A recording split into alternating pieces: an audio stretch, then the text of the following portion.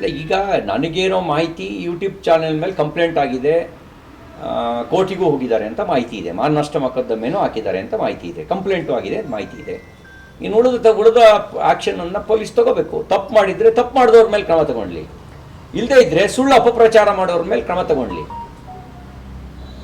ಶ್ರದ್ಧೆಯನ್ನು ಭಂಗ ಮಾಡೋದು, ಒಂದು ಸಾಮಾಜಿಕವಾಗಿರ್ತಕ್ಕಂಥ ನಂಬಿಕೆಯನ್ನು ಭಂಗ ಮಾಡ್ತಕ್ಕಂಥದ್ದು ಒಂದು ಗಂಭೀರವಾದ ಅಪರಾಧ ಆಗುತ್ತೆ. ಆಮೇಲೆ ಕ್ಷಮೆ ಕೇಳ್ಬೋದು, ಏನಿಲ್ಲ ಅಂತ. ಆದರೆ ಅನುಮಾನ ಹುಟ್ಟಾಕೋದು. ಮತ್ತು ನಾನು ಕಳೆದ 4.5 ದಶಕಗಳಿಂದ ಧರ್ಮಸ್ಥಳಕ್ಕೆ ಭಕ್ತನಾಗಿ ಹೋಗ್ತಾ ಇದ್ದೀನಿ. ನಮಗೆ ಧರ್ಮಸ್ಥಳದ ಬಗ್ಗೆ ಅನುಮಾನ ಪಡುವಂಥ ಯಾವ ಸಂಗತಿಯೂ ನಮಗೇನು ಗೋಚರ ಆಗಿಲ್ಲ.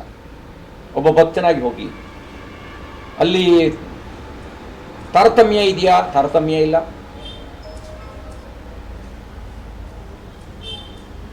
ಆ ಥರದ್ದು ಯಾವುದೋ ಆರೋಪ ಮಾಡುವಂತೆ ಯಾವ ಸಂಗತಿಯನ್ನು ನಮ್ಮ ಅನುಭವಕ್ಕೆ ಬಂದಿಲ್ಲ. ಈ ರೀತಿಯ ಇನ್ನಷ್ಟು ವಿಡಿಯೋಗಳು ನಿಮಗೆ ಸಿಗಬೇಕೇ? ಹಾಗಾದ್ರೆ ಈಗಲೇ ನ್ಯೂಸ್ ಮಲ್ನಾಡ್ ಚಾನೆಲ್ನ ಸಬ್ಸ್ಕ್ರೈಬ್ ಆಗಿ, ಕೆಳಗಿರೋ ಸಬ್ಸ್ಕ್ರೈಬ್ ಬಟನ್ ಮೇಲೆ ಕ್ಲಿಕ್ ಮಾಡಿ ಉಚಿತವಾಗಿ ಸಬ್ಸ್ಕ್ರೈಬ್ ಆಗಿ.